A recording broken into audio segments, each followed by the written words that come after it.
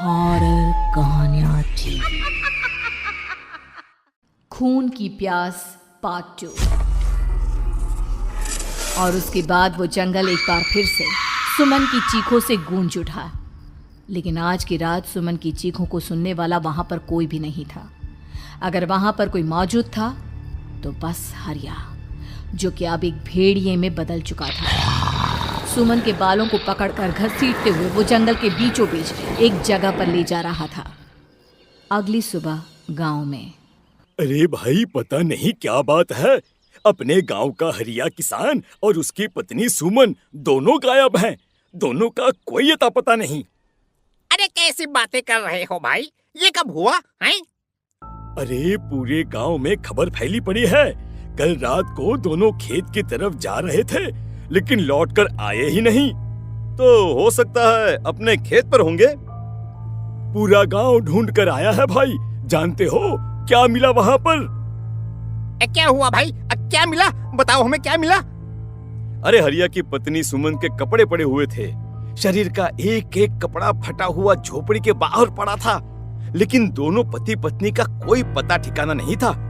अरे भाई, लेकिन उसका जो दोस्त है ना रामू किसान, उससे पता करके आते हैं ना। अब तक तो दोनों साथ ही खेत पर जाया करते थे। हाँ, हमें उसके घर जाना चाहिए भाई। चलो वहाँ चलते हैं, चलो।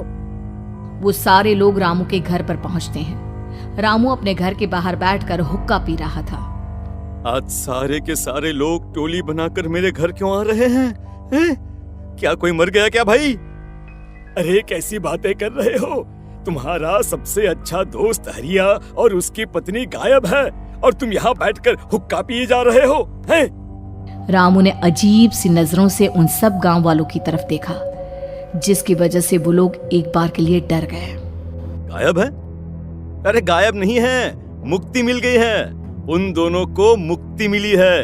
इस दुनिया में आकर हर इंसान पाप करता है और उसे उसके पापों के लिए मुक्ति मिलना बहुत जरूरी है। अरे ये कैसी बहकी बातें कर रहे हो भाई, हैं? और इसका चेहरा अजीब सा क्यों लग रहा है? लगता है दोस्त के मरने का गम बैठ गया है। पागल हो गया है शायद ये पागल। ये बात सुनते ही रामू चीख कर जोर से चिल्लाते हुए कहता है, पागल मैं नहीं हूँ, पागल तुम सब हो। और ये शैतानी जंगल अब तुम में से किसी को नहीं छोड़ने वाला, सबको खा जाएगा। याद रखना मेरी बात। शैतानी जंगल? कैसा शैतानी जंगल? लगता है रामू पागल हो चुका है। हमें यहाँ से चलना चाहिए भाई। चलो। तभी रामू की पत्नी बाहर आती है। नहीं, आप लोग इनकी बात का बुरा मत मानिए। 2 दिन पहले हरिया के साथ खेत पर गए थे। जब से वहाँ से आए हैं तब से ऐसी ही बातें कर रहे हैं। भगवान जाने ऐसा क्या देख लिया उन्होंने, खेत में कुछ भी बड़बड़ाते रहते हैं।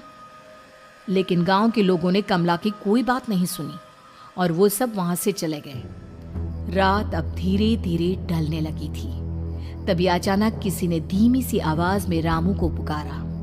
रामू, आ जाओ, मैं तुम्हारा इंतजार कर रहा हूँ। और सुनो, अपनी पत्नी को साथ लेकर आना, नहीं तो काम अधूरा रह जाएगा।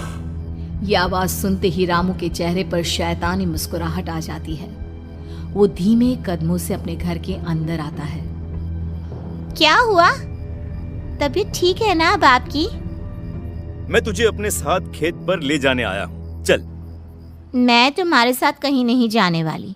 मुन्ना गहरी नींद में सो रहा है और उसे अकेला छोड़कर मैं तुम्हारे साथ खेत पर नहीं आ सकती। वैसे भी तुम्हारे उन खेतों में भगवान जाने कौन सा राक्षस घूम रहा है, मुझे तो डर लगता है।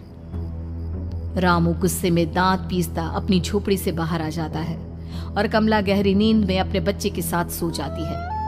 तभी अचानक रात को रामू की झोपड़ी के ऊपर एक साया वही गाना गुनगुनाते हुए घूमने लगता है जो हरिया के मोबाइल में बजा करता था। मैं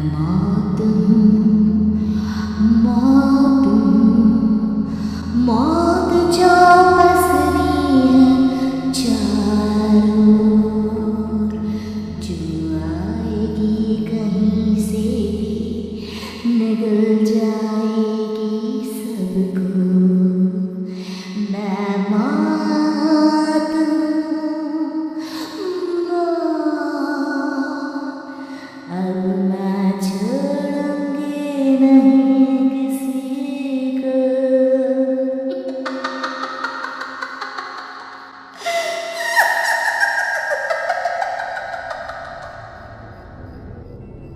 ये आवाज सुनकर रामू की पत्नी कमला की आंख खुलती है और वो देखती है कि उसका मुन्ना अपनी जगह से गायब था। कमला चीखते हुए बाहर दौड़ कर आती है। वहां पर उसने देखा कि रामू ने अपने बच्चे को झोपड़ी के बाहर एक पेड़ से उल्टा लटकाया हुआ था और उसका बच्चा चीख चीख कर रो रहा था। वहीं दूसरी तरफ एक साया बच्चे के ठीक नीचे आग जलाकर उसके चारों तरफ हैवानों की तरफ नाच रहा था। छोड़ दो मेरे बच्चे को। अरे क्या कर रहे हो तुम? शर्म नहीं आती तुम्हें अपने ही बच्चे को इस तरह मौत के हवाले करते हुए? अपना बच्चा? किसने कहा ये मेरा बच्चा है? अरे ये तो उस रामू की औलाद है, इस गांव के किसान रामू की, और मेरी दुश्मनी इस गांव के हर इंसान के साथ है। क्या? कैसी बात कर रहे हो तुम? और ये औरत कौन है? ये मेरे बच्चे को खा जाएगी। तभी अचानक से उस साया ने एक बेहद खतरनाक दिखने वाली औरत का रूप ले लिया और उसकी आंखों से आग निकल रही थी। सही पहचाना तूने, मैं तेरे बच्चे को खा जाऊंगी। अगर तू अपनी इस हैवान पति रामू के साथ जंगल नहीं आई तो मैं तेरे बच्चे को खा जाऊंगी। लेकिन क्यों? आखिर क्या चाहती हो तुम मुझसे? मुझे जंगल क्यों ले जाना चाहती हो? औरत बुरी तरह से ठहाके मार मार कर जोर जोर से हंसने लगी और साथ में रामू भी। ये तो तुझे वहाँ चलने के बाद ही पता चलेगा ना। अगर तू नहीं आई तो थोड़ी देर में तेरा ये बच्चा आग में जलकर मर जाएगा। चल जल्दी।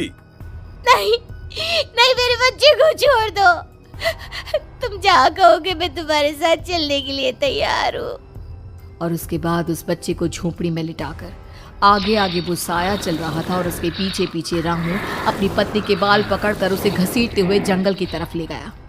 जंगल में जाने के बाद, कितनी खूबसूरत हो तुम। आज की रात बस तुम और मैं एक दूसरे के साथ रहेंगे। मुझे तुमसे बहुत डर लग रहा है। तुम्हें क्या हो गया है? तुम तो बिल्कुल ठीक थे।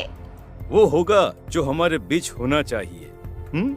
तो आओ अपने आप को मेरे हवाले कर दो।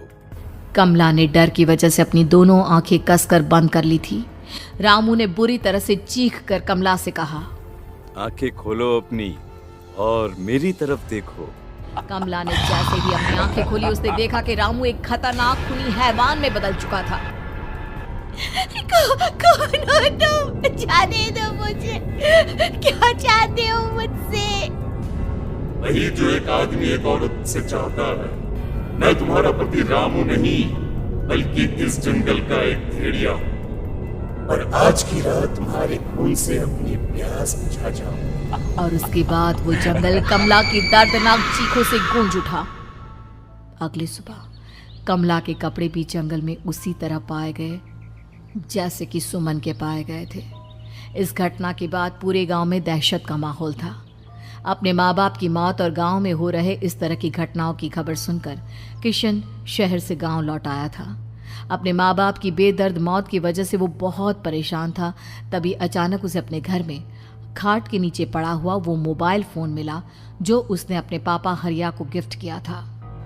अरे कितने प्यार से पापा के लिए मोबाइल फोन लेकर आया था। इसे एक दिन भी काम में नहीं ले पाए।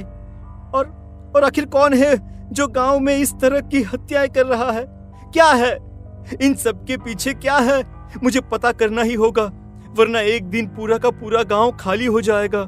इस गांव में एक भी जिंदा इंसान नहीं बचेगा। गांव के लोगों की मदद करने के इरादे से किशन अपने गांव से दूर एक दूसरे गांव में बहुत बड़े तांत्रिक के पास मिलने के लिए गया। तांत्रिक बाबा, अब आप ही कुछ उपाय बता सकते हैं।